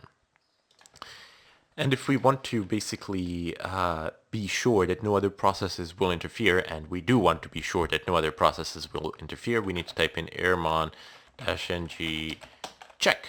oh, we got quite a bit of processes that might interfere, and this is nothing nothing strange. You will have this as well. Now you have the PIDs here, so you can do manual kills. Just type in kill and then the PID, or you can do check kill. And this is gonna help you in some cases, but more often than not, it's actually not gonna do much for you. What you need to do is actually manually kill these. So 97, 41, 97, 47. Don't miss the numbers. You might kill a process that you don't want to kill. So just make sure. 7, 4, 9. Okay, perform a check one more time. Okay, no interfering processes found. Once you start the manual kills, make sure to kill the network manager first. Don't worry about killing these processes just by rebooting the network. System ctl restart network. This should be fine to bring everything that needs to be back up and running with this command, or you can just reboot the entire system. Okay, now that we have established that the name of our wireless card, that we have actually killed all the interfering processes, changed the MAC address to increase our anonymity level, we are going to basically begin the scan process next and then begin the capture process. And that we're going to do in the follow-up. Welcome back all. So I have created myself a new directory called wireless, where I have actually moved all the captured files. Now mine is called aircrack-01, yours could be called something else, I don't know, depending on how you've named it. Anyway, so we have two general methodologies for the brute force. You can use the CPU, which we're going to use first, and then you can use the GPU, which we are going to use second. You will notice that the GPU process is a lot faster. But before we can actually get into all of that, we need something to generate passwords for us. Now you can download these enormous word lists, which is if you're using a word list, then it's actually called a dictionary attack. If you're not using a word list, then it's called a brute force attack. I personally prefer a modified version of a brute force attack, where I myself specify parameters to the password generating algorithm, which then in turns generates passwords which are likely to be used in my environment. Because if you download a dictionary somewhere from the net, a file, you can never make one dictionary that's universal to the world. I mean, that would be huge. So I generally just like to implement a series of rules when generating passwords and then use those passwords. Now, there is a bit of a downside to this, as the process is a little bit slower, but not by that much. But you will see how it actually works on a GPU and how it actually works on a CPU. You will see the difference. It's ridiculous. Anyway, let's go ahead and download and install our program for generating passwords, which will be Crunch. So Crunch password generator. And some of you might tell me like that, you know, all of this already exists in Kali, and why do I bother installing it on Fedora? Well, Kali is not really a distro which you can use on a daily basis. I mean, Fedora is basically a workstation distro. And plus, on top of that, you actually learn a lot of things by just installing and configuring things manually, as opposed to having them installed and configured there by somebody else. So just download Crunch 3.6 TGZ. The download shouldn't take long. It's fairly small. No, thank you. I do not wish to subscribe. Today, my friend, today I beg of you. I've already downloaded it, actually. It should be in the oh wait, I've actually deleted it. Or have I? Okay, this is nothing to do with me, quite literally. This is the problem on the site. I do not know why is it taking so long. Maybe, okay, it's enabled this actually blocks the Java code, which I've showed you. Okay, let's attempt this one more time.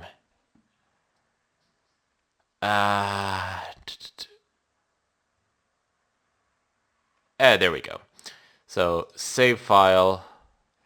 This only temporarily disables it, but I can re-enable it anyway. And I can go ahead and just click on it and state that I wish to extract this. So I will extract to, I don't know, let's say documents. Sure, why not? And close this. No, thank you. Goodbye. Okay. So if I just go cd and, well, actually, let me just give you the full path. So you go to the home directory and then you type in your username and then you type in documents and then you type in crunch and then you will be in the folder. So you have a good amount of files here.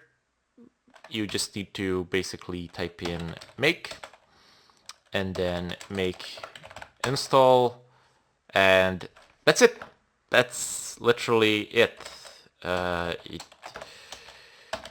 You don't need to do anything else. Look, I'm outside of the folder. If I type in crunch, I don't know, to enter, it's going to start generating the passwords for me, which is amazing. However, I do wish to go back to that folder. Actually, I'm gonna do that in the topmost terminal, because there is a character sets there. There are character sets there, which I would very much like to take a look at. So, and you as well. So if I just type in cat char set lst, you will see that there are a lot of characters here.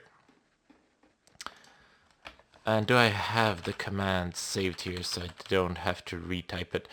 Excellent, so I do. Let me just go ahead and expand this a little bit further so that you can see it a little bit better. I'm a perfectionist with these things. I like to have it symmetrical, I don't know why. Anyway, so you have the 820 represents the length of the password. So beginning from 8 characters, and 8 characters is the minimal and 20 is the maximum length of the password. -f char set lst mixed alphanumeric. This specifies which characters you wish to use. You can specify the characters manually. You can specify the certain positions as well, but we're going to get into that a little bit later. It says here mixed alphanumeric. So mixed alphanumeric. Let's go ahead and find mixed alphanumeric. Mixed alphanumeric. There we go. So it should be lowercase letters, capital letters, and numbers. And that is what most passwords for wireless consist of. I have seen a lot of them, and I haven't seen many of them use any sort of symbols or characters or anything like that. And usually if they do have a capital letter, it's usually the first letter and everything else is lowercase and then numbers. And it, like, at least 70% of all the passwords that I've seen did have that particular shape, which makes our job a lot easier. I mean, yeah. However, if you just want to create all the possible combinations with alphanumeric, with lowercase, uppercase letters, and numbers, and if you wish for the minimal length of the password to be 8 and for the maximum length of the password to be 20, this will be bad for you. Look at this. Press enter. Right. You need to specify the path to the char set, so if you just go into the folder and run it from there. Okay, I've interrupted it before it began. So it would take 8,321 petabytes of space. That is a ridiculous number. I mean, ridiculous. That's like a data center right there. 8,321 petabytes. So it's huge. You cannot possibly generate this and store it anywhere. It would be, I mean, you would need a stupid amount of space. Petabytes is enormous. Go out onto the net if you want and look at the comparisons between petabytes, terabytes, and gigabytes. They differ a lot. Petabyte is a lot. Anyway, as I said, 8,321 petabytes, that's probably the storage size of a data center somewhere or something like that. And you're not going to be able to generate this and store it. Fortunately for us, the method that I'm going to be using does not require us to actually store the password lists anywhere. They can be, as soon as they are generated, the output of Crunch can be taken and it can be fed to the algorithm that is actually in charge of cracking the password. So we're gonna do that in the follow-up tutorial. I'll see you there. Okay, so welcome back. Now we're gonna go ahead and proceed with the installation of HashCat. So go ahead and open up your browser. Type in HashCat.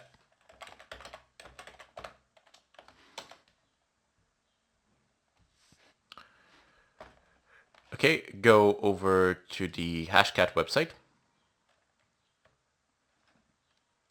And you have two options here. You have the binaries and you have the sources, so you can definitely recompile it from the source code, but you can just install the HashCat binaries.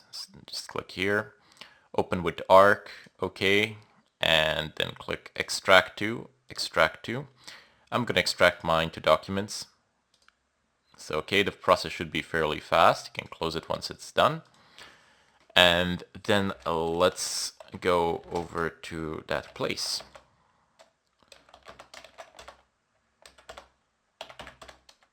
Okay, so let's do it like this. So you have a bunch of things here, and you don't really need to do much in terms of installation. It's just basically manually moving a bunch of files to designated places. Let me show you. So ls usr bin grep hash shy, and as you can see, I've actually have HashCat 64 bin, dict stat, HashCat stat, hc tune, induct, log, out files, pot, restore, but some of these files are auto-generated. Anyway, let's go ahead and begin. So the first thing that you need to do is type in cp hashcat, and depending on whether, forget about the exit part, that's not for you. Just need the, where is it? HashCat 64 bin. So if your system is 64-bit, you take this one. If it's 32-bit, you take this one. So just 64 bin, and you're going to be copying this to USR bin directory. So it says overwrite. Sure, you can. I'm going to go ahead and overwrite it because I've already performed the installation one more time. And now, when you type in HashCat, you gonna get 64 bin, but you don't really want to be typing in HashCat 64 bin every time you execute this. So let's go ahead and create ourselves a soft link. This is going to be USR bin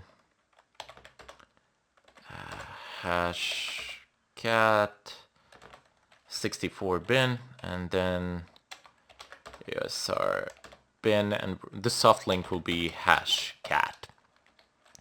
Okay, it says here failed to create because the file already exists. It's already there for me, but with this command you create a HashCat basically shortcut. So you can type in, when you use HashCat, you can just type in HashCat. You don't have to type in HashCat 64 .bin. It's a bit of a convenience, really, more than anything else. So that's kind of nice. And there are a few more things that you will need to basically do. So you will also need to cp OpenCL to USR bin, and it's a directory, so you need like -r, and you can type in V for verbose mode, and it says overwrite yes, yes, yes, yes, yes, yes, yes. I should have just said yes to all because this is hilarious. I shouldn't have actually utilized the command because I already had it there. But it's fine, it's a bit of a clicking exercise, and I wonder how many of them. There are a lot of them.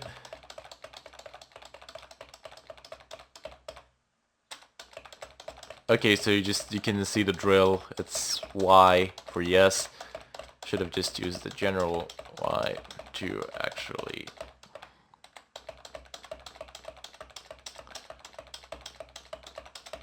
Oh my god. Please have mercy on my soul. Come on. Why didn't I use the option to like forcefully just... never mind. I hope that you're enjoying this as much as I am. Me being stupid as usual.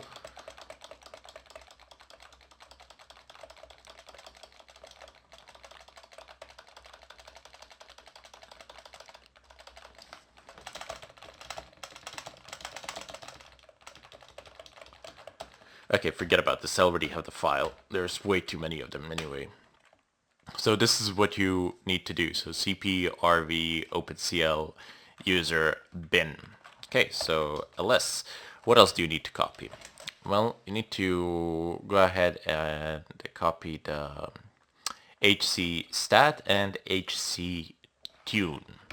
And if when you run HashCat, if it complains that it's missing some things, we'll just come back to this file, find the missing things, and then copy them to user bin. So cp hashcat.hcstat, and we're gonna do that user bin. Yes, and aside from hcstat, we also need another file. Let me just see, where is it? hctune. Okay, so you're gonna need this one as well, and I do believe that that should really be it. When you run HashCat, if it complains that it's missing something, just take a look at this directory here to which we have extracted it, and yeah, basically just copy it from there to the user bin, and it will find it by default. So HashCat, okay, so apparently it's installed. Let's cd out of this directory and type in HashCat. Marvelous. It's actually installed. It is up and running. So, I mean, it can see that it's installed if I type it, if I'm not in the folder. So if I type in hashcat -- help, you can see that I have a lot of these things. And in the follow-up tutorial, we'll actually do a bit of an explanation here and how it works, but HashCat has a lot of options. So you can see it immediately has a device type, and the GPU is listed here. It has the char sets like Crunch has in that place. Masks are also another interesting portion of HashCat as well, and as you can see, there are a ton load of options. But since I'm going to need a bit of time to actually explain a lot of things here, I'm going to go ahead and have this done in the follow-up tutorial. But for now, you just know that it is installed because you can actually run it. We didn't run it to crack anything, but the program does run. Okay, so bid you a farewell. Welcome back, everybody. So my DNS proxy is running. The only thing that I have changed here is the domain. So I went ahead and I've actually registered the domain, adminkrepunch.com, my first name, last name, so www.adminkrepunch.com. And this domain will probably be down by the time I actually publish this video. This is the IP address as before of my virtual machine where the web server is running. And I went ahead and I created a website created a web server that is basically tied to this domain, and the static IP is there. And I've also bought an SSL certificate just so that I can demonstrate how this principle works. So this is running, the wireless access point is running, and my victim machine is actually connected to that wireless access point. Now, as I said before 100 times, you do not require this victim machine. You can use your cell phone, you can use your other machine in your house, a laptop, whatever, tablet, doesn't really matter. And here is the site that I'm going to do tests with. The reason for me actually creating this site is due to the fact that I can't really use any of the social media web servers or their domains or anything like that. I cannot compromise them in any way. Well, primarily because I don't have a permission and it's illegal. So I have created my own domain. I've created my own website. And I know what you're going to say. Oh, Ermin, but your website is so simple. The content of the site they're completely irrelevant. You can have anything here. You can have 100 pictures. You can have videos, whatever. I've just created the basic of the basic content for the site because the content of the site is completely irrelevant. What is important is to bypass SSL. Once we actually manage to bypass SSL, the content of the site is irrelevant because once the traffic can be decrypted, it doesn't matter what's on the site, you'll be able to see everything. So the content, once again, they're completely irrelevant. This is just for testing purposes that I have created for you guys. So I've actually registered a domain, brought up a web server in the cloud, and bought an SSL certificate as well. So this is a legit HTTPS connection. Certificate has been imported, functioning. The traffic between me and this site is encrypted. This is not a self-signed certificate. This is something that if you go here, it says verified by Komodo CA Limited. So this is a real SSL certificate that I have purchased, and this is not something that I've created and self-signed. So this is the real deal. Anyway, I have not configured this web server to go for the HSTS, where the HTTPS protocol is strictly enforced, whereby no HTTP connections are actually possible. But rather instead, I have just left it at HTTPS. That's going to be the first part of this demo. The second part is where we will actually go and see what we can do about the HSTS. Then I will reconfigure the server for HSTS, and then we'll see what happens there. Now, look, even though this site is HTTPS, right? It's clearly HTTPS. There you have a lock here. I'm going to go to my victim machine and open up a web browser. And I shall type in www. And here I've already opened it before, and I shall press enter. And it's loading. Let's see what's going on here. Okay, it's proxying the responses. That's nice. And there you go. It takes me to the fake site. It says here fake site. Where did this fake site come from? Well, on the Kali machine, I have created another site, which is the exact copy of the one I have, which is the exact copy of the real site, except for the fact that in the title it says fake site. So let me just do cat var. Don't worry, I will show you how to copy websites. I'll literally show you a tool which you can use in order to copy an entire website. You won't need to do this manually. HTML, index.html, and you can see that this is the entirety of the site. It doesn't matter, it says username and password, input. It doesn't actually go anywhere. And here it just says fake site, while here it says real site. So I just placed those two small differences so that you could tell. And take a look at this. It's not HTTPS at all. It's HTTP regardless. So this technique that I'm employing with the DNS redirections actually works on a vast amount of HTTPS sites. So it doesn't matter if a site is HTTPS or HTTP, this is going to work. As I said, this is not a self-signed certificate for this site. This is a real certificate. And now that I basically have this, now that there is a redirection on the client, on the victim machine to this site, whatever the user types in here, I will be able to sniff out and see on the network. How that is done, I will also show you, of course. But this is the most important part, to get rid of the HTTPS. So that's the primary problem. Once you're rid of that, and once the traffic is going over your network, grabbing the actual traffic is a piece of cake, basically. That's very easy. So my technique, well, I don't know, it's not actually my technique, it's the technique that was invented that I am just demonstrating here, works. So it works for HTTPS sites. It doesn't work for all HTTPS sites, but it works for a vast amount of them.